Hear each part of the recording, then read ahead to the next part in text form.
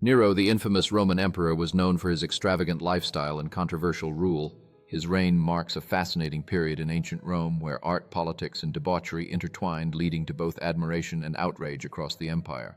As tales of his excess spread, Nero's reign was darkened by accusations of tyranny and madness, culminating in the infamous Great Fire of Rome, which many believed he orchestrated to clear land for his opulent new palace.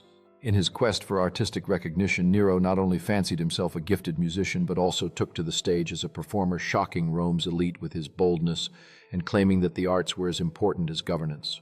As dissent grew, Nero faced mounting opposition from the Senate and even his own family, ultimately leading to his downfall.